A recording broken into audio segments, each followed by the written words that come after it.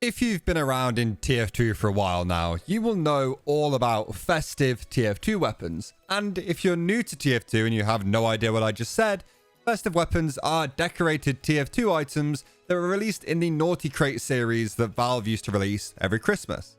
They have since been replaced with festivized items that you can make with festivizers, which are not the same, and the value of them is far, far less than festive items, but that's a story for another time. And from the first series of those crates, which included things like the festive scattergun, the festive rocket launcher, the sniper, a bunch of other main stock weapons for each class, there was one item in there that wasn't like the others. And that item was the festive bat. You see, all of these items that could be unboxed from these crates normally came in unique quality, and if you were lucky, you could get yourself a strange version when you opened up the crate, meaning that item could track your kills, and it would be far more expensive than if you had just unboxed a unique one. I mean, on the screen right now is the price comparison between a strange festive scattergun and just a regular festive scattergun. It's ridiculous. However, the festive bat, for some reason, only ever got unboxed in strange quality. And the bat itself was a rare drop from that crate anyway, which is really weird considering the bat itself is just not a good weapon. And this story gets even stranger when you go onto backpack.tf and you have a look at the stats page of this item, because you'll see, first of all, that they're selling for around $70, which is nuts.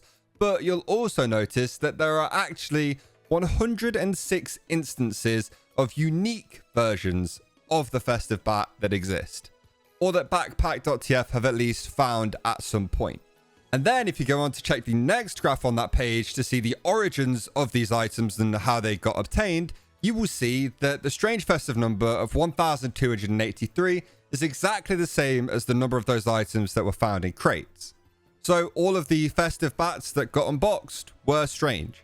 But the other section of the graph shows 106 items were received through the Steam purchase origin method, which is really weird. So any non-strange festive bat does not appear to have been obtained from opening these winter crates, which is the only way to get this item ever. There is a graph underneath these two graphs that show that all of the strange festive bats are tradable. But you'll also see that there are 106 festive bats in existence that aren't tradable and aren't craftable. The exact same number of unique bats that have been found and shown to have been existing. So I went digging to try and figure out why this was. And I found a few things that were fairly interesting while looking into this. Every class in the game got a festive item in the first Naughty Crate, except for the Scout.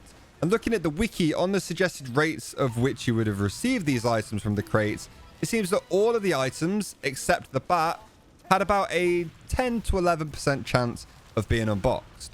But the bat, for whatever reason, was only suggested to have had a 5.2% chance of being unboxed. And then when I went to check the wiki myself for that info, because what I was looking at before was just a screenshot, I saw that it was actually closer to 1% unboxed chance for the strange festive bat.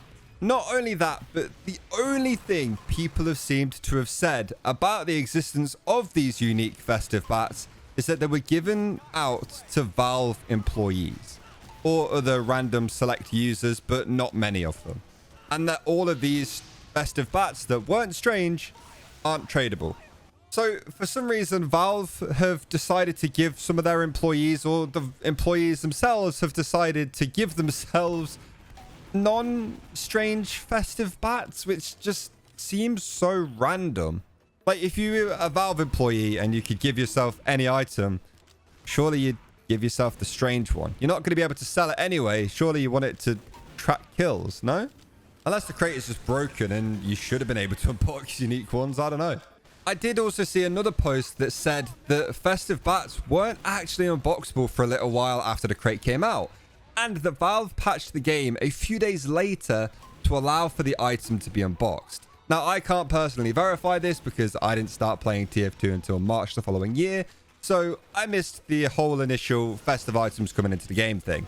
And I really don't think I've ever heard of Valve going back into a crate after they've already released it, days after they've already released it, to change what you can unbox from it, which is even weirder. It just seems weird because why do all of this? Why give out unique versions of a weapon you can only get in Strange? Why do all of this and add it in after for a festive bat? Now, I personally haven't heard of any other weird random item like this that has so many questions around it. Like, why do only Strange versions exist for the general public? Or why wasn't the festive bat locked to being unique or something? And then why give out unique versions to employees and a few other people? And also, why they decided to patch the crate's contents days after it was released to add this specific item in. The history of the festive bat is completely different to anything else that is in that crate. It's genuinely so confusing and at the same time so interesting and amazing because I played TF2 since 2012 and I'm still finding items with weird stories surrounding them, and I just want to find out a bunch of stuff about it. And I also want to know if there's any other items like this. It's not very often you learn new stuff about a game you've been playing since you were, what, 13 years old? Anyway, if you enjoyed this video, please make sure you leave it a like, subscribe to the channel if you are new, and I'll see you all next time. Goodbye.